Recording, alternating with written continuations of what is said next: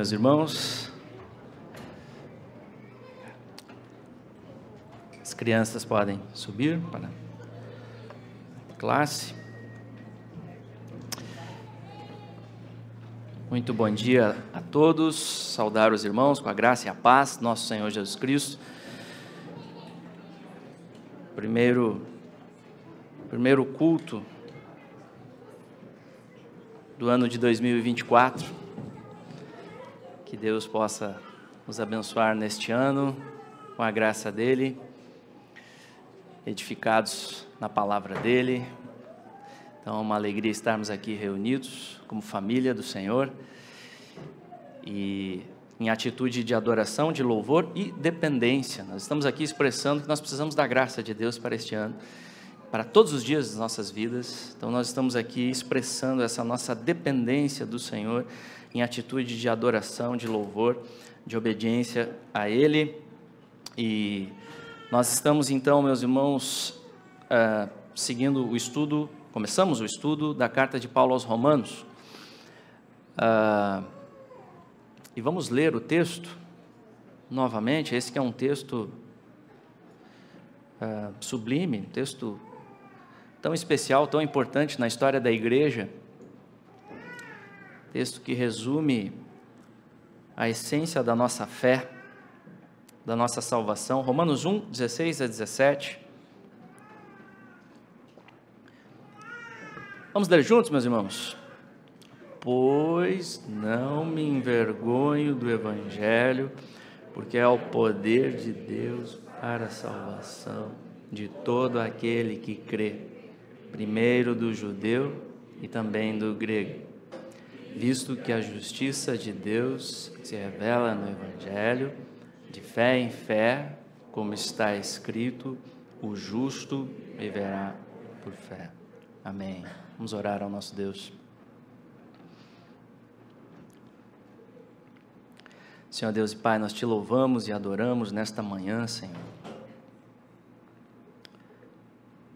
Essa manhã especial de culto ao Teu nome, já tivemos o tempo de ceia, relembrando, ó Deus, este sacrifício perfeito do Filho amado, Jesus Cristo, por nós, miseráveis pecadores. Encontramos a Tua graça, Senhor, neste Evangelho. Louvado seja, Senhor, o Teu nome. Obrigado pela Tua palavra também, Senhor, que nos ensina quem é o Senhor, quem nós somos, o caminho da salvação, o caminho, Senhor, de uma vida que Te glorifica, de uma vida piedosa, ó Deus, uma vida pela qual nós fomos criados para o louvor de Tua glória. Isso é restaurado em Cristo. Muito obrigado, Senhor, por este bendito Evangelho. E nós pedimos, ó Deus, a Tua graça agora para seguirmos no estudo da Tua palavra. Edifica-nos, ó Deus, com o Teu poder, com a Tua graça. Ensina-nos essas verdades, faz-nos compreender com maior profundidade, ó Deus, o Teu Evangelho. Por graça, nós necessitamos da iluminação do Espírito nesta manhã, Senhor, e nas nossas vidas. Então ajuda-nos, ajuda-me a ser fiel à Tua palavra também, que possamos sair daqui edificados, ó Deus, pela pregação da Tua palavra, no nome de Jesus Cristo. Amém. Muito bem, meus irmãos, então nós já começamos a exposição desta carta.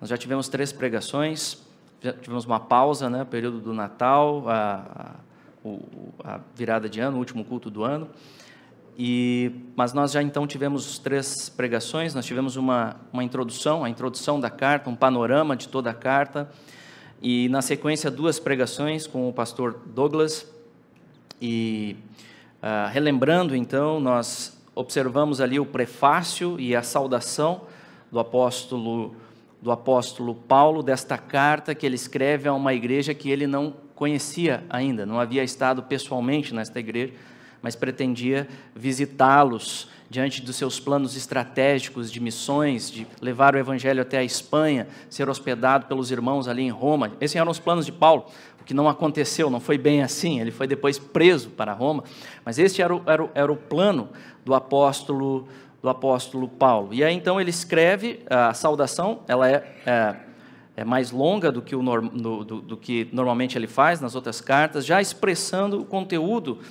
do evangelho que ele proclamava.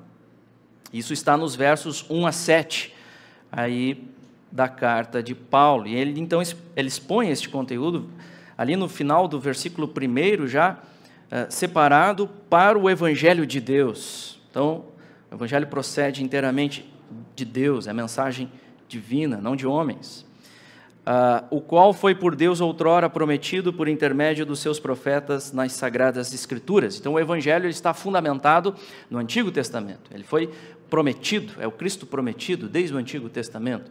O Evangelho está prefigurado ali no Antigo Testamento, e este Evangelho diz respeito ao Filho de Deus, com respeito a seu Filho, que nós sabemos, Jesus Cristo, aquele que encarnou-se, veio da descendência de Davi, foi morto na cruz e ao terceiro dia ressurgiu dentre os mortos.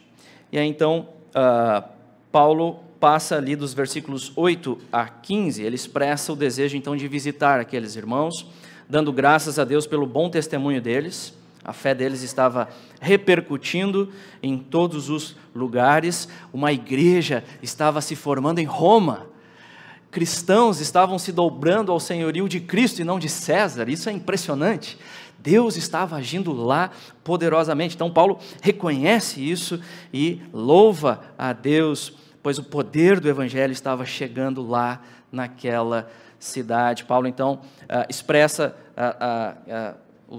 as suas orações por aqueles irmãos, o desejo então de estar com eles, de ter comunhão com eles, e assim encorajar e ser encorajado por aqueles irmãos, para então seguir proclamando o Evangelho. Como apóstolo, ele se diz devedor dessa pregação, tanto a gregos como a bárbaros, tanto a sábios como a ignorantes. E olha o que ele afirma no final, no verso 15: estou pronto a anunciar o Evangelho também a vós outros em Roma. E assim chegamos no nosso texto. Chegamos no nosso texto de hoje, que traz esta declaração gloriosa, traz a mensagem central da carta, é um resumo da carta aos Romanos. Nós temos o tema central aqui, e eu diria que não só a mensagem central da carta, como de todo o verdadeiro cristianismo. De todo o verdadeiro cristianismo. Nestes versos, Paulo resume o conteúdo desta epístola, desta preciosa epístola, que trata da mensagem essencial da fé cristã. Então, são 2 versos aqui repletos de conteúdo, é um conteúdo condensado, é um conteúdo resumido, por isso que nós precisamos prestar atenção a cada palavrinha aqui, o que Paulo está trazendo realmente já na introdução desta carta. Esses versos são muito famosos na história da igreja. Por exemplo, eles foram decisivos para o reformador Lutero, na sua compreensão da justificação pela fé, formando assim a base da reforma protestante.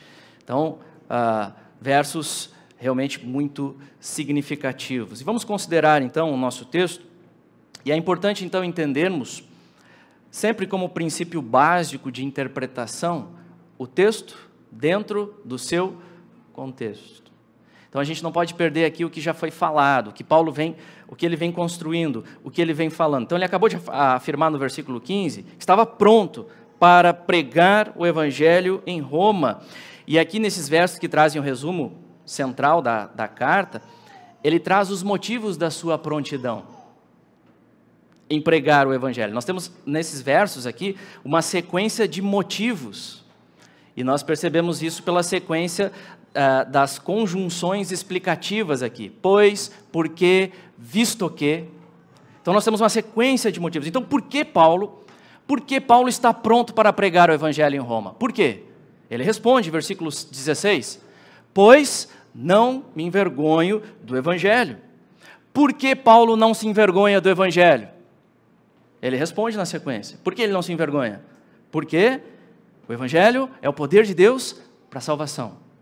E de que maneira este evangelho é o poder de Deus para a salvação? Ele responde no verso 17. Visto que, então como que o evangelho manifesta o poder de Deus? Visto que a justiça de Deus se revela no Evangelho. Então essa é a lógica do texto, essa aqui é a construção do texto, e a justiça referindo-se principalmente à doutrina da justificação pela fé. Vamos ver então em partes aqui o nosso texto nesta manhã. Em primeiro lugar, Paulo diz: estava pronto para pregar o Evangelho, pois não me envergonho do Evangelho.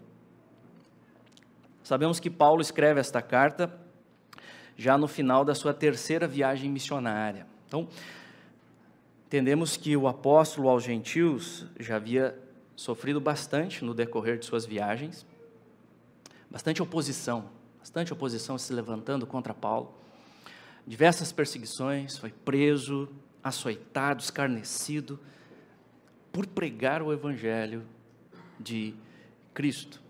E é interessante observar que este apóstolo que tanto sofreu, estas dificuldades, estas adversidades não foram suficientes para diminuir o entusiasmo de Paulo em pregar. Ele diz: não me envergonho do Evangelho. Então Paulo não se envergonha deste Evangelho. Pelo contrário, quando nós lemos as cartas do apóstolo, percebemos que ele se sentia tremendamente grato, privilegiado de ter crido neste Evangelho e por ter sido constituído um pregador deste Evangelho pelo próprio Cristo, como um apóstolo, porém isso pela graça de Deus somente, pelo poder do Espírito Santo. Porque, meus irmãos, se nós pensarmos naturalmente, o Evangelho sim traz motivos para se envergonhar. O Evangelho é escândalo. E é importante nós percebermos essa afirmação de Paulo, não me envergonho do Evangelho, quando nós pensamos onde Paulo quer pregar, qual é o lugar que ele quer proclamar este Evangelho. Ele está falando de Roma, grandiosa Roma,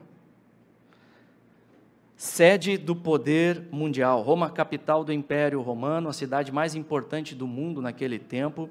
Os romanos se orgulhavam de suas poderosas conquistas, uma civilização elevada, cultura distinta. Eles eram fascinados por poder, fascinados pelo poder da grandiosa cidade de Roma, poder político, poder militar. Fascinante para os romanos. É nesse lugar que Paulo quer chegar e pregar o Evangelho. E que mensagem ele quer proclamar? Ele quer proclamar a mensagem do Messias, o único e verdadeiro Messias, que não nasceu em Roma. Ele não nasceu em Roma, em toda aquela pompa, não, ele nasceu onde? Ele nasceu em Belém, uma cidade insignificante, desconhecida. E ele foi um Messias que atraiu seus seguidores, que muitos deles eram homens simples, pescadores.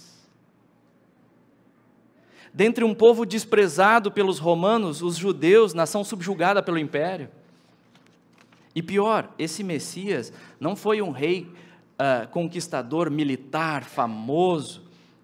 Ele acabou morrendo da pior forma, em uma cruz sangrenta, pena de morte horrível imposta pelos romanos contra os piores dos criminosos, os mais ultrajantes, criminosos da face da terra. Portanto, essa mensagem, para os ouvidos naturais, carnais, em Roma, soava como loucura. E com certeza não só em Roma, e também não só naqueles dias, mas hoje também, na verdade. Em nossa cultura humanista, antropocêntrica, o homem como centro, não precisa de Deus. O homem que é bom em si mesmo, o homem que pode salvar a si mesmo, pode salvar a humanidade no desenvolvimento de suas próprias capacidades. Nossa cultura humanista centrada no homem. Relativista, não existe verdade absoluta, cada um tem a sua. Sim, o Evangelho segue sendo desprezado, o Evangelho segue sendo distorcido. O Evangelho da cruz sangrenta segue sendo distorcido. Para os ouvidos orgulhosos e rebeldes diante de Deus, o Evangelho da cruz envergonha, incomoda, enfurece por vezes. mas não para Paulo. Para Paulo, não. E para aqueles que foram alcançados pela graça de Deus, com certeza não. Paulo explica isso na carta aos Coríntios. Lá na carta aos Coríntios, ele diz, lá em 1 Coríntios, capítulo 1, versículo 18, ele diz: certamente a palavra da cruz é loucura para os que se perdem, mas para nós que somos salvos, poder de Deus. Para aqueles que começam a entender o significado desse evangelho, o que o Messias veio fazer, qual é a nossa condição diante de Deus, começam a entender a grandiosidade, a sabedoria de Deus em providenciar uma salvação assim tão maravilhosa, onde exalta a sua justiça, mas ao mesmo tempo a sua graça, o seu amor, sabedoria inescrutável, o plano da redenção. Aqueles que começam a pensar, a meditar, iluminados pelo Espírito Santo, começam a entender que sim, é o poder. É por isso que Paulo não se envergonha deste evangelho para pregá-lo em Roma. Ele sabe que para aqueles que são alcançados pela graça, que percebem pela iluminação do Espírito Santo, o evangelho é a notícia mais preciosa de todas. Não existe notícia melhor do que o evangelho. E esse evangelho já estava alcançando muitos em Roma, a igreja lá constituída era evidência disso. O evangelho não pode ser detido, o evangelho avança aonde Deus pretende que ele avance, segue avançando hoje, a igreja permanece existindo, o evangelho segue sendo proclamado. E o que aconteceu com o Império Romano? Por isso eu pergunto para você, já logo nessa primeira afirmação de Paulo, que consideração você tem dado ao evangelho? Que consideração você tem dado a essa mensagem aqui? Será que você está conseguindo perceber a preciosidade deste evangelho? Você está crescendo no entendimento da mensagem da cruz? Não só como um assunto que você já entendeu e beleza, vamos para os outros assuntos agora. Não, como o assunto da sua vida.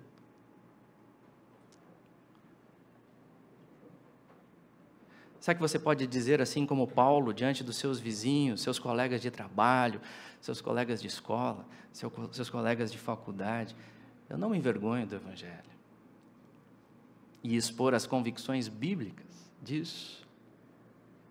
Veja, essa é a afirmativa do grande apóstolo Paulo, tremendamente usado por Deus para espalhar o evangelho, e muitas vidas foram salvas pela instrumentalidade deste homem, que não se envergonhava do evangelho, pelo contrário, estava sempre pronto para compartilhá-lo. Meus irmãos, que pela graça de Deus, nós possamos crescer nessa disposição também, amém? Sim, vamos falhar no processo, sim, vamos hesitar, nós somos falhos, mas pela graça de Deus, vamos crescer, voltando para a palavra do Senhor, na dependência dEle, compreendendo, lendo as Escrituras, né, se familiarizando com a carta de Paulo aos Romanos, que é a excelente base para nos prepararmos para compartilhar este Evangelho, que possamos crescer com essa disposição. Avançando, por que Paulo então não se envergonha?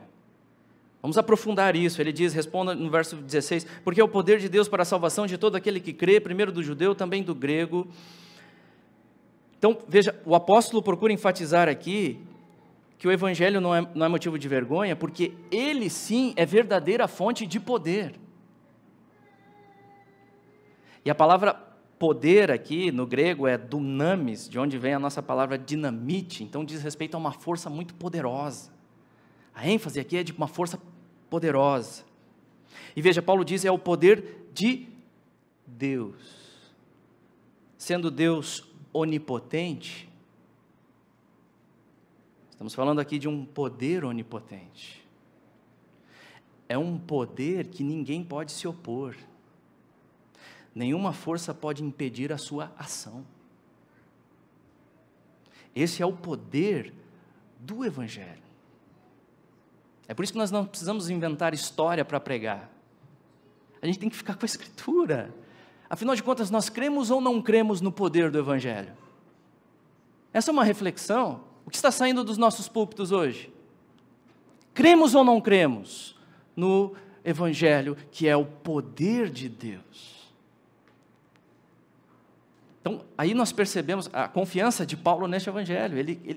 A missão dele era ser fiel à mensagem que lhe foi revelada. Essa é a nossa missão hoje também. O resultado da pregação pertence a Deus. É Deus. Nós não podemos converter ninguém, nós não temos essa habilidade. Às vezes dá um pouco de vontade, né? A gente, familiares e tal, a gente quer, mas não temos esse poder. Pertence a Deus. Nosso papel, expor com fidelidade, dar o nosso testemunho, evidenciar na nossa vida o que o Evangelho está fazendo em nós e proclamar, compartilhar este Evangelho. Veja, ele é o poder de Deus, e esse poder é para quê? É destinado para quê? Paulo diz, porque é o poder de Deus para a salvação. Ou seja, o Evangelho é a força onipotente de Deus operando salvação sobre os que creem, sobre os eleitos antes da fundação do mundo. E esse poder só existe no Evangelho. O poder político e militar de Roma, por mais impressionante que seja aos olhos humanos, fascinados por este poder não pode salvar o homem pecador de sua justa condenação diante do Deus infinitamente santo. Somente o Evangelho pode. E pensemos no exemplo do apóstolo Paulo. Paulo mesmo experimentou esse poder na sua própria vida, porque quem era Paulo antes da conversão? Quem era Paulo antes da conversão? Paulo antes da conversão foi um severo perseguidor da igreja. Ele queria destruir a mensagem do Evangelho, ele queria destruir a igreja. Perseguidor, religioso fariseu. E assim Paulo perseguia aquilo que ele julgava ser uma seita com ódio. Porém, Cristo soberanamente perseguia Paulo em amor. E Cristo sempre vence. Ele é onipotente, ele sempre vence. E aquele dia na estrada de Damasco foi demais para Paulo. Lá foi demais, ele teve que se dobrar diante do real poder, do Rei dos Reis, Atos 9, lembram da história? Atos 9, aquele encontro inesquecível, aquela visão, aquela percepção de quem é Jesus, a ficha caindo, o orgulhoso Saulo se dobrando aos pés do Redentor, conhecendo o verdadeiro poder, conhecendo a verdadeira majestade, conhecendo a verdadeira autoridade. E Paulo vai dizer lá no início da carta, é por meio dele que recebemos graça. Olha o impacto de Cristo na vida de Paulo. É por meio dele que eu recebo graça. Não mereço nada, mas eu recebo graça. E como diz Paulo, foi por meio dele também que recebeu o apostolado, ou seja, ele foi comissionado pelo próprio Cristo Jesus para ser apóstolo aos gentios, e a sua vida foi totalmente transformada de perseguidor para o maior pregador deste bendito Evangelho, e esta é a maior manifestação de poder, a regeneração de um pecador. Esse é o maior milagre. Então, o que significa aqui o termo salvação? Salvação do quê, meus irmãos? Salvação do quê? Seria salvação aqui da miséria financeira para a riqueza? Seria salvação aqui para ter uma carreira de sucesso, para ser famoso? Seria salvação aqui para uma vida próspera e sem problema, como prega o engano da teologia da prosperidade, tão difundida no nosso país, infelizmente? Não, salvação aqui é infinitamente mais importante que essas coisas passageiras e temporais. Pelo contexto da carta, salvação refere-se à salvação do pecado, da ira de Deus. É salvação para você deixar de ser um rebelde detestável diante de Deus, como todos somos por natureza, para se tornar um filho amado. Isso é poder. Isso é salvação. Então perceba, o termo salvação, ele pressupõe a real condição da humanidade. A humanidade pós-queda em Adão está perdida e por isso precisa de salvação. Então, antes das boas novas, nós precisamos ouvir sobre as más novas, a realidade de quem nós somos diante de Deus. E é isso que o apóstolo vai começar a discorrer nos próximos versos, até o início do capítulo 3. Ele começa a discorrer sobre a real condição da humanidade. Sejam os gentios depravados, os moralistas, os judeus religiosos, legalistas, todos, sem exceção, pecaram e carecem da glória de Deus. Então, o homem caído, mesmo tendo conhecimento da existência de Deus, pela revelação geral da criação, por isso todos são indesculpáveis, mesmo tendo esse conhecimento, o homem suprime essa verdade, ele abafa, ele não quer crer, ele não quer se dobrar a essa verdade, e assim se volta em rebeldia para adorar as coisas criadas. Aí entra a idolatria do seu e do meu coração. Essa é a nossa real condição. Nos dobramos diante das coisas criadas, imagens, dinheiro, filhos, família, todas as coisas. Nós colocamos a nossa esperança última nessas coisas, e não em Deus. E não em Deus. Você já reconheceu essa sua condição? Você já reconheceu não do seu vizinho, sua. Você. Essa é a realidade da sua vida.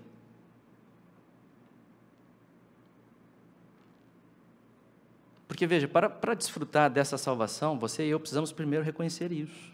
Estamos perdidos. Estamos perdidos. Nós somos os pecadores. Eu sou o pecador que precisa do perdão de Deus, que precisa da restauração. Eu sou o doente que precisa da cura do Salvador, sou eu. E louvado seja o Senhor por este bendito Evangelho, pois Deus, sendo rico em misericórdia, providenciou o caminho da salvação.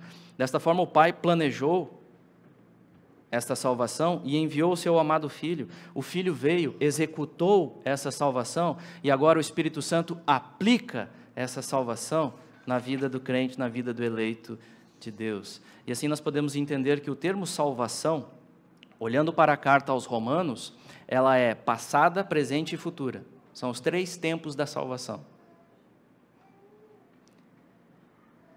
Nós cantamos, inclusive, né? Justificado, santificado, glorificado. Nós já fomos salvos da culpa do pecado pela justificação.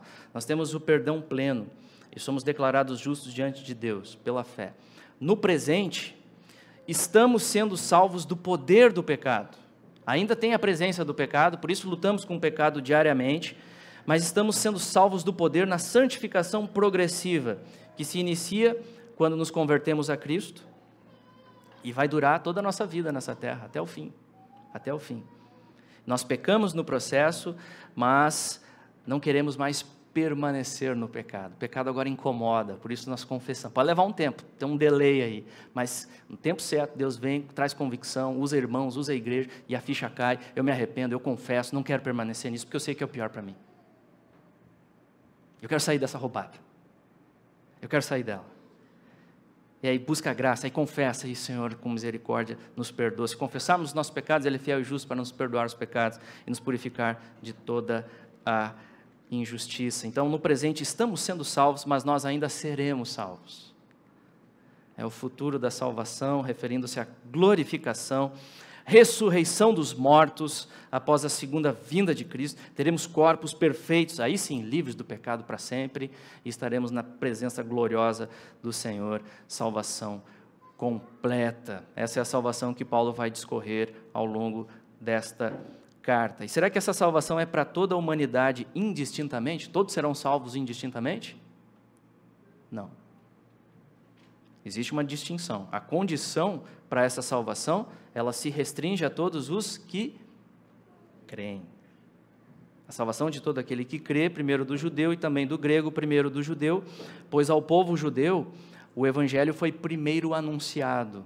No plano redentivo de Deus, este povo escolhido, onde Deus estava preparando para a vinda do Messias. Então, o evangelho primeiro ali anunciado, de acordo com o Antigo Testamento, o evangelho prefigurado, a promessa do Messias, então primeiro do judeu, e depois ao mundo todo. O termo grego aqui referindo-se aos povos não judeus.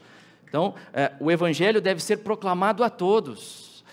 O meio de salvação é assim para todos.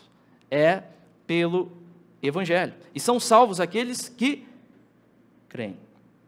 Portanto, você e eu devemos responder a este Evangelho com arrependimento e fé para salvação. Não há salvação fora do Evangelho, não há salvação sem arrependimento e fé em Cristo Jesus. E lembremos que até mesmo essa fé, que é produzida pela palavra de Deus, no poder do Espírito Santo, não vem de nós, mas é graça de Deus. Paulo vai falar lá em Efésios capítulo 2, versos 8 a 9, porque pela graça sois salvos mediante a fé, e isso não vem de vós, é dom de Deus, não de obras, para que ninguém se glorie. Portanto, Paulo não se envergonha do Evangelho, pois ele é o poder da graça de Deus que salva pecadores. Será que estamos percebendo este poder sobre as nossas vidas também? Você está percebendo esse poder sobre a sua vida? Você percebe o poder do Evangelho sobre a sua vida? Veja, se você está aqui hoje crendo no Senhor Jesus, crendo conforme a palavra, reconhecendo que você é um pecador, que você precisa desse Salvador, e está confessando Cristo, isso já é uma grandiosa manifestação de poder sobre a sua vida. Grandioso poder de Deus. Mesmo em meio às dificuldades que você passa, aflições, dores, problemas familiares, problemas financeiros, mesmo assim você teima em permanecer crendo em Cristo. Isso é poder, meus irmãos. Não vem de nós, é poder de Deus. E você reconhece que você não pode continuar crendo por si mesmo, por isso depende da graça diariamente. Sustenta a minha fé. Isso é poder de Deus sobre a sua e a minha vida. E por outro lado, em meio às alegrias e bênçãos temporais que Deus nos concede em nossos dias, e elas são variadas, são múltiplas. Mesmo assim, em meio a essa prosperidade, em meio às alegrias, você não se orgulha disso. Você reconhece que não veio do seu próprio esforço, da sua habilidade, você atribui glória a Deus. Foi dependência dEle, foi o poder dEle, foi a graça dEle, e assim você permanece confiando em Cristo, vencendo o egoísmo e crescendo em generosidade, perseguindo santidade. Isso sim é poder de Deus sobre a sua vida. A nossa cultura é fascinada por poder, por sinais espetaculares, milagres. Bastante barulho, são sinais espetaculares, mas nós nos esquecemos que a maior manifestação de poder é a regeneração de um pecador pela pregação da palavra de Deus. É por isso que a palavra é fundamental.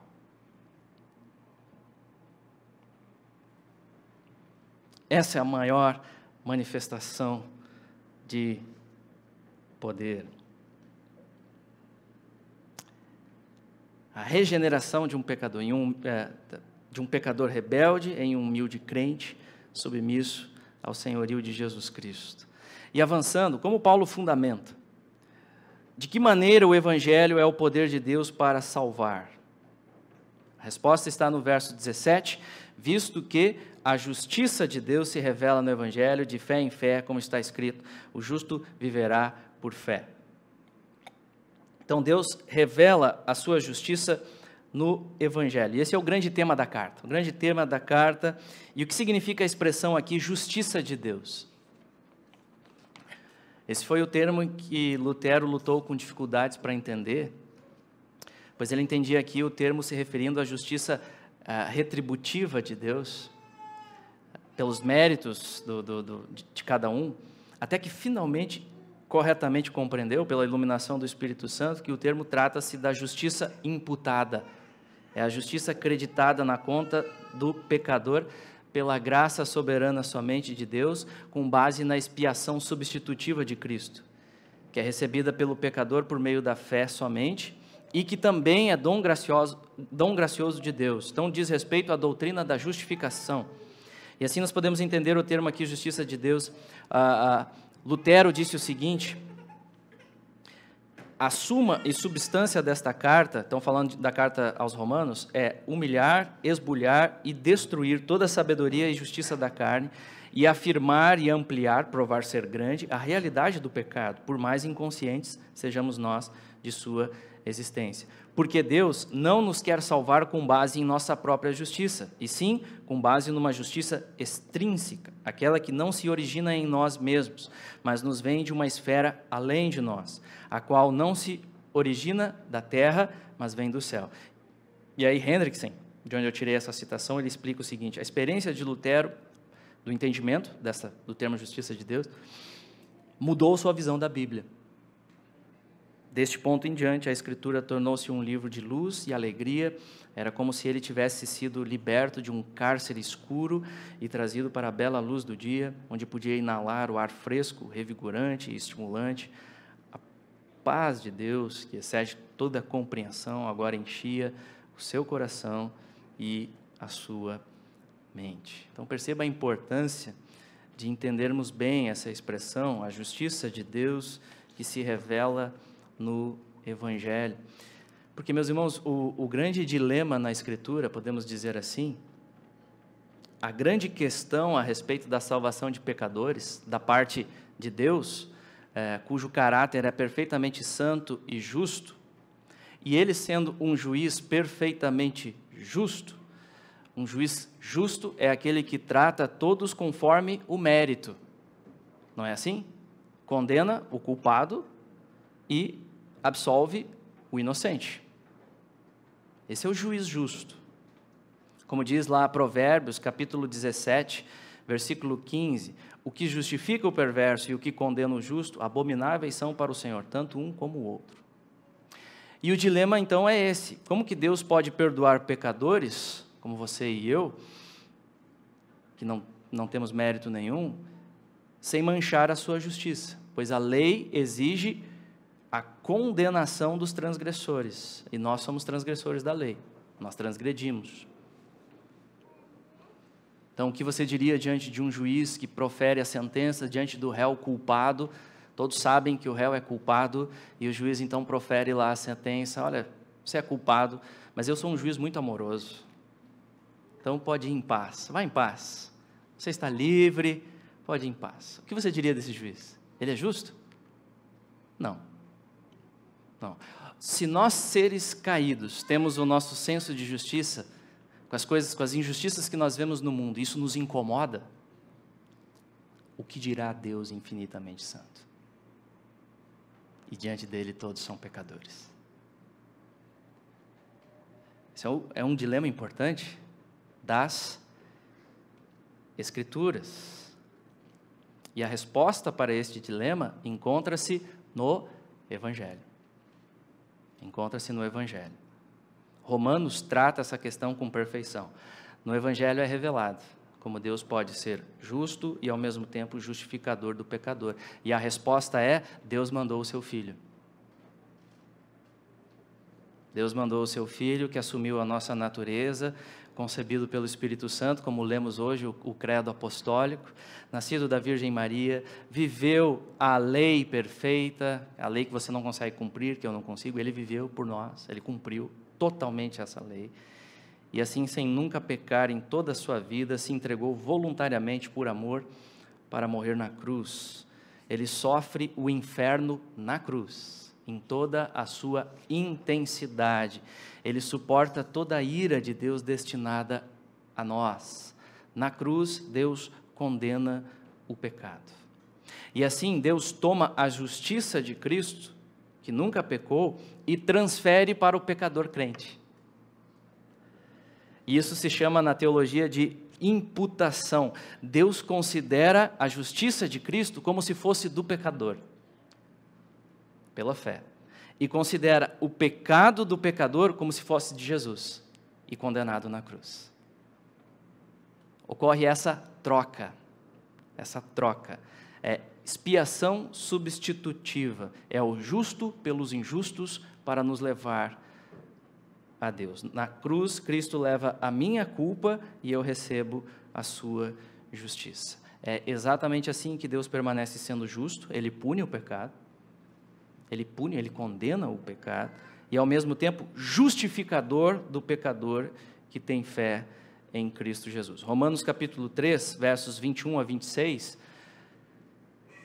Paulo explica essa questão, ele diz ali, Romanos 3, 21 a 26, texto que, com a graça de Deus, ainda vamos chegar para a exposição, mas só para fundamentar aqui aquilo que foi explicado, ele diz ali: mas agora, sem lei, se manifestou a justiça de Deus, testemunhada pela lei e pelos profetas, justiça de Deus mediante a fé em Jesus Cristo, para todos e sobre todos os que creem. Porque não há distinção, pois todos pecaram e carecem da glória de Deus, sendo justificados gratuitamente por sua graça, mediante a redenção que há em Cristo Jesus, a quem Deus propôs no seu sangue como propiciação mediante a fé, para manifestar a sua justiça, por ter Deus, na sua tolerância, deixado impunes os pecados anteriormente cometidos, tendo em vista a manifestação da sua justiça no tempo presente, para Ele mesmo ser justo e o justificador daquele que tem fé em Jesus Cristo. É por isso que, se você está em Jesus hoje pela fé, você está unido a Cristo pela fé, Deus olha para a sua vida e enxerga a justiça de Cristo. A justiça perfeita do Cordeiro sem mácula. Por isso que não existe agora mais nenhuma condenação sobre aqueles que estão em Cristo Jesus. É assim que o Evangelho revela o poder de Deus para a salvação. Paulo diz lá em Romanos 8:1, agora, pois, já nenhuma condenação há para os que estão em Cristo Jesus. Portanto, perceba, é somente no Evangelho que esta justiça se revela, Paulo está dizendo aqui. Não há outro lugar, e essa justiça é somente pela fé. Ele enfatiza na sequência, na parte final do verso, ele diz: de fé em fé, como está escrito, o justo viverá por fé. A expressão de fé em fé parece enfatizar aqui que é pela fé do início ao fim. Como traduz a NVI, uma justiça que do princípio ao fim é pela fé. E Paulo cita uma passagem aqui do Antigo Testamento. O justo viverá por fé, vem lá de Abacuque. Texto que lemos também no texto responsivo. Abacuque capítulo 2, versículo 4. Você lembra o contexto dessa passagem? Nós já estudamos esse livro faz um tempo. Já faz um tempo, 2018. Fui conferir lá no nosso canal lá do YouTube, 2018. Você pode achar no nosso canal essas pregações. Fizemos a exposição lá de Abacuque. E esse verso ele diz respeito à revelação de Deus ao profeta de que o povo de Deus sofreria a disciplina por meio dos babilônios. E Deus disse para Abacuque que iria mandar uma nação ímpia contra Israel. Eles seriam disciplinados pelo seu afastamento de Deus, levados para o cativeiro, mas o remanescente fiel não seria destruído, por causa da aliança de Deus com o seu povo. E assim Deus revelou também ao profeta Abacuque que no tempo certo ele iria condenar Nabucodonosor, o rei ímpio, com seus exércitos, e os orgulhosos babilônios seriam destruídos. Em contrapartida, Abacuque e o povo fiel de Deus, que estivesse atento à sua palavra, que estivesse ali considerando com atenção a palavra de Deus, este povo deveria, mesmo em meio às dificuldades que viriam sobre eles, eles deveriam permanecer confiando na palavra de Deus, confiando nas promessas de Deus, de livramento e restauração. Era assim que eles viveriam, confiando na palavra de Deus. Então Paulo toma esse texto, e aqui a ênfase de Paulo é sobre a justificação, exatamente, e comentaristas sugerem que a melhor tradução aqui seria: aquele que pela fé é justo, esse viverá. Aquele que pela fé é justo, esse viverá. E é interessante que esse texto de Abacuque, ele é citado em Romanos, Gálatas e Hebreus, um livro pequeno, citado várias vezes no Novo Testamento, exatamente porque esse é um assunto fundamental que percorre a Bíblia inteira. Afinal de contas, quem é o justo diante de Deus? Quem é o justo diante de Deus? O justo, que não é justo por si mesmo, porque todos pecaram, e todos somos pecadores. O justo diante de Deus é aquele que crê.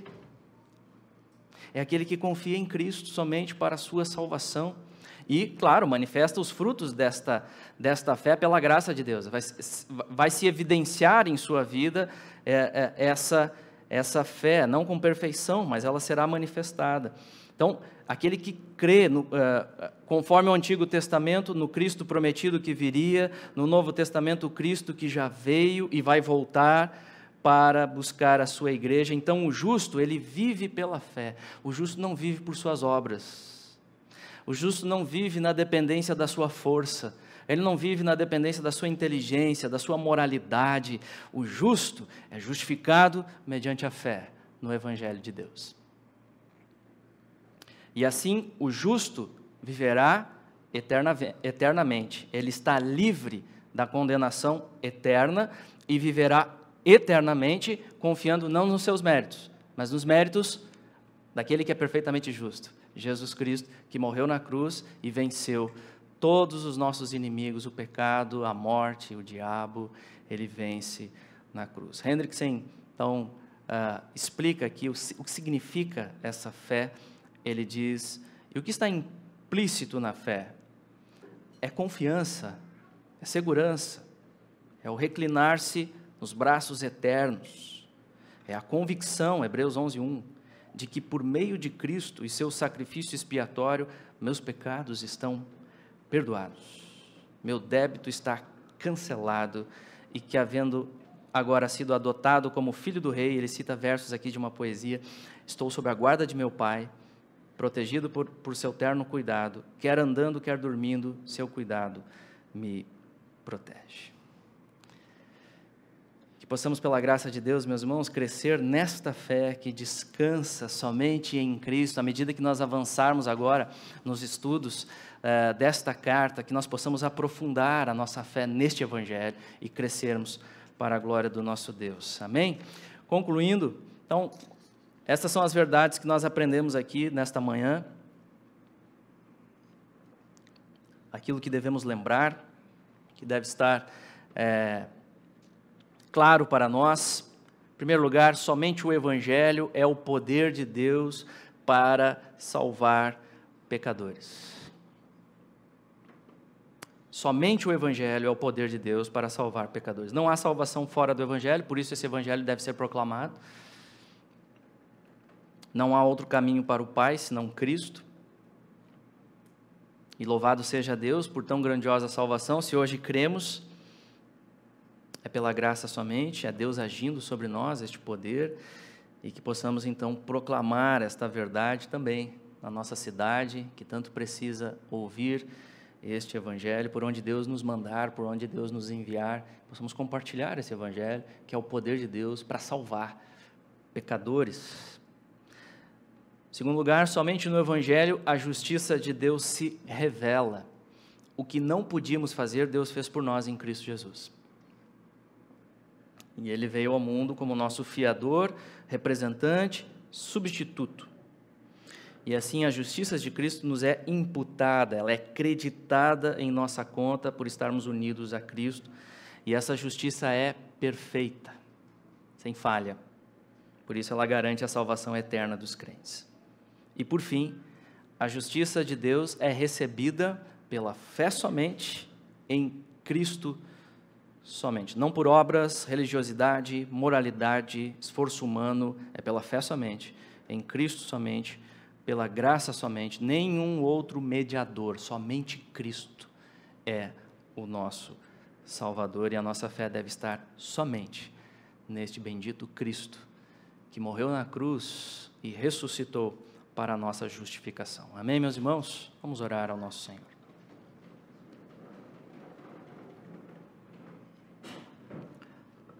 Te louvamos, a Deus, pelo Teu Evangelho, o Evangelho da nossa salvação, essa mensagem tão cara, Senhor, tão preciosa, que Paulo não se envergonha de proclamar, porque ele sabe que é o poder de Deus, e nós estamos aqui, Pai, compreendendo pela Tua palavra, pela Tua graça, Senhor, este Evangelho.